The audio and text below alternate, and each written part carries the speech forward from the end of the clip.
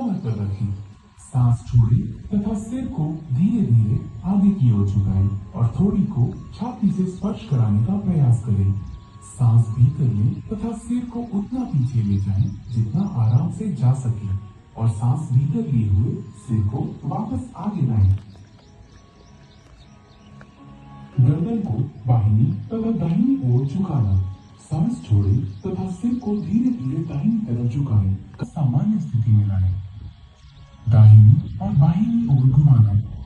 सांस छोड़ें तथा सिर आराम से दाहिनी तरफ इतना घुमाएं कि थोड़ी कंधे की सीध में आ जाए। सांस भीतर लें तथा सिर को वापस सामान्य स्थिति में लाएं। सांस छोड़ें तथा सिर को बाईं तरफ घुमाएं।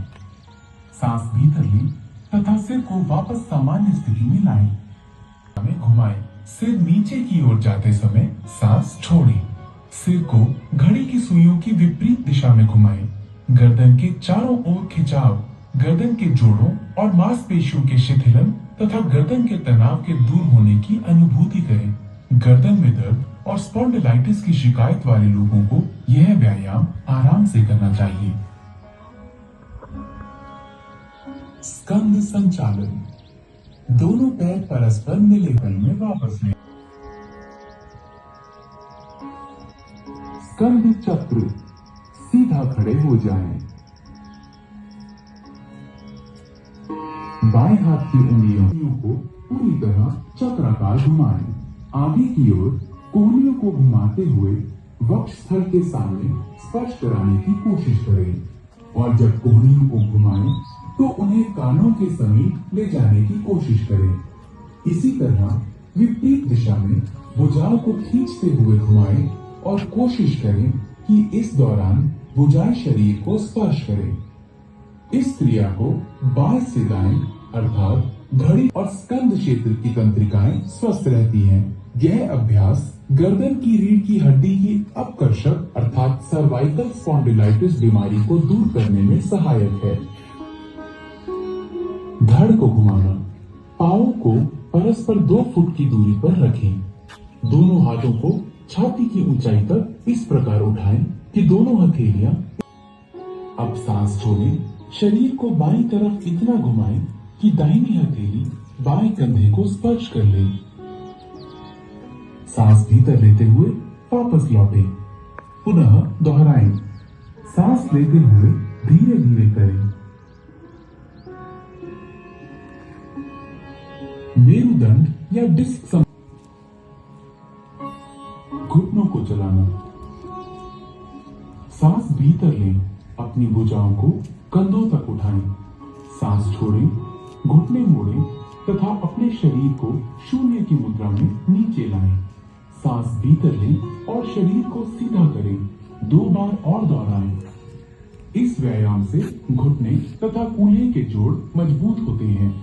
अत्यधिक आर्थराइटिस की समस्या होने पर इस व्यायाम को छोड़ दें। हाथों को नीचे लाते समय सांस छोड़ें। आइए अब योगासना की तरफ बढ़ें। उंगलियों को आपस में जकड़ें तथा कलाइयों को बाहर की तरफ मोड़ें। सांस भीतर लें तथा भुजाओं को ऊपर उठाते हुए कंधों की सीध में तक रहें। ये आसन शरीर में मजबूती लाता है, रीढ़ से जुड़ी तांत्रिकाओं के संकुलन को ठीक करने में सहायता देता है और गलत मुद्राओं को ठीक करता है। सांस छोड़ें। एड़ियों को नीचे लाएं। उंगलियों की जकड़न को खोलें। हाथों को धड़ के समांतर नीचे लाएं और खड़े होने की मुद्रा में वापस आएं। किसी बिंदु पर ध्यान केंद्रित करें। श्वास को शरीर के बाहर छोड़ते हुए दाएं पैर को मोड़कर उसके पंजे को बाएं पैर की अंदरूनी जांघ पर रखें। अभ्यास करते समय ध्यान रखें कि एड़ी मूलाधार अर्थात पेरिनियम क्षेत्र से मिली होनी चाहिए।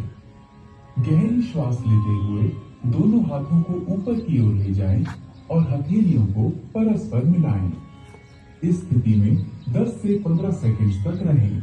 इस दौरान सामान्य रूप से श्वास प्रश्वास करें। यह आसन तंत्रिका तंत्र की स्नायुओं को बेहतर और शरीर को संतुलित बनाता है।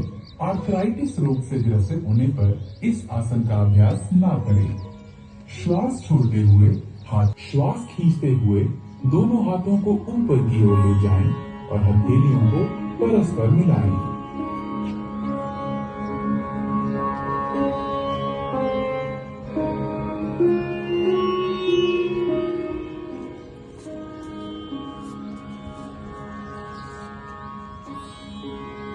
पादहस्तासना तथा आगे की तरफ तब तक झुके जब तक पूरी हथेली धरती को स्पर्श करने लगे। इस अंतिम स्थिति को 10 से 30 सेकंड तक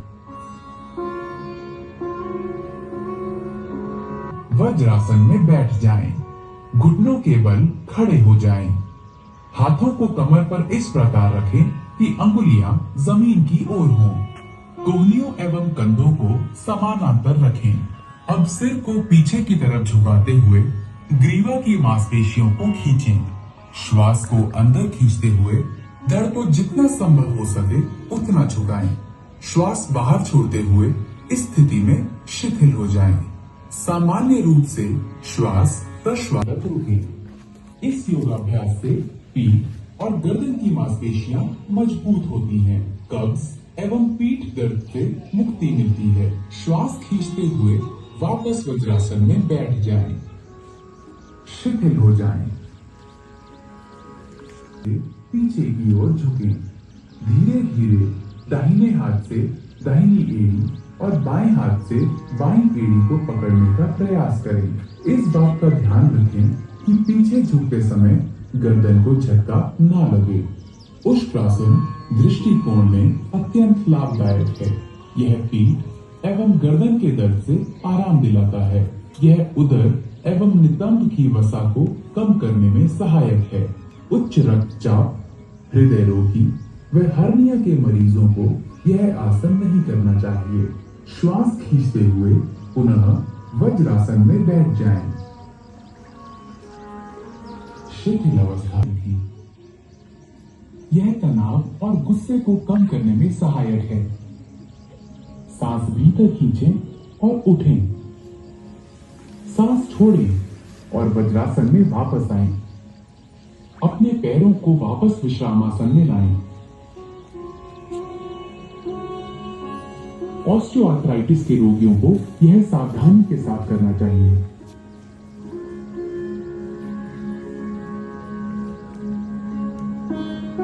उत्तान मंडूकासन। इस आसन में शरीर की स्थिति ऊर्ध्वमुखी मेंढक जैसी विपरीत कंधों पर रखें। अपनी पीठ और गर्दन को सीधा रखें और थोड़ी देर इसी स्थिति में बने रहें। यह आसन पीठ दर्द और ग्रीवा दर्द की तकलीफ से छुटकारा दिलाने में सहायक है। यह आसन शरीर के मध्य पट के लिए लाभदायक है। यह फिर अपने घुटनों को मिलाकर पूर्ववत स्थिति में ले आएं।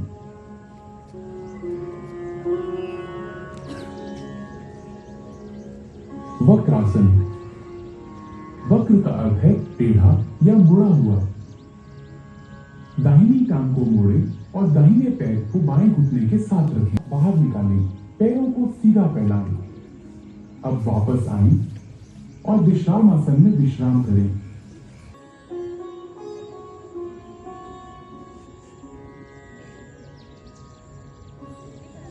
अपना सिर पीछे घुमाएं। सांस छोड़ते हुए अपने हाथ बाहर निकालें। पैरों को सीधा फैलाएं। अब वापस आएं और विश्राम आसन में विश्राम करें।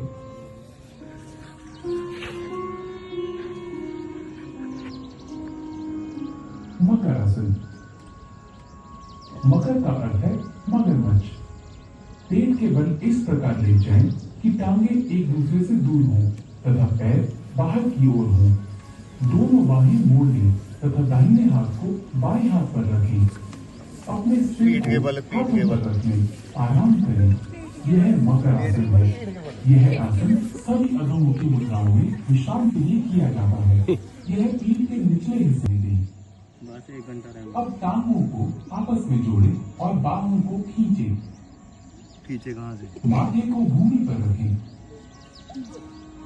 अब अपनी हथेलियों को छाती के पास रखें और कोहनियों को उठाएं। सांस भीतर ले और थोड़ी सर्वोत्तम है। यह पीठ दर्द तथा श्वास संबंधी समस्याओं से निपटने में सहायक है। सांस छोड़े, अपने माथे को भूमि पर रहने दें तथा बाहों को खींचे। अपनी टांगें फैलाएं, हथेलियां ऊंची करें तथा अपने सर को हथेलियों पर रखें और देता है। यह कूल्हे की मांसपेशियों को आकार देता है। अब सांस छोड़ें तो यह मुद्रा नहीं करनी चाहिए। सेतु बंधासन, ऊर्ध्वमुखी या पीठ के बल लेटकर की जाने वाली मुद्राओं की ओर। सेतु बंध, आराम से रहें। यही अंतिम मुद्रा है। यह आसन अवसाद तथा व्यग्रता से मुक्ति देता है। ये पीठ के निचले हिस्से की मांसपेशियों को मजबूत बनाता है। अब सांस छोड़ें, धीरे धीरे मूल स्थिति में आएं और विश्राम करें। पीठ के बल लेट जाएं। ऊपर उठाया जाता है। इसी कारण इस आसन का नामकरण उत्तान पाद आसन हुआ है। जमीन पर आराम से पीठ के बल लेट जाएं। पैरों की स्थिति सीधी हो और हाथों को बगल में रखें। श्वास लेते हुए घुटनों को बिना मोड़े धीरे धीरे अपने दोनों पैरों को ऊपर उठाएं और 30 श्वास प्रश्वास करते हुए इस अवस्था में कुछ देर बने रहें। श्वास छोड़ते हुए धीरे धीरे अपने दोनों पैरों को नीचे लाएं और जमीन पर रखें। यह आसन नाभि केंद्र अर्थात नाभि मणि चक्र में संतुलन स्थापित करता है। अर्ध हलासन, अब धीरे धीरे पैरों को 90 डिग्री के कोण की स्थिति में ले आए। यह अर्ध हलासन की पूर्ण स्थिति है। इस अवस्था में शरीर की स्थिति नितंब से कंधे तक सीधी होनी चाहिए। धीरे धीरे अपने पैरों को वापस जमीन पर लाएं।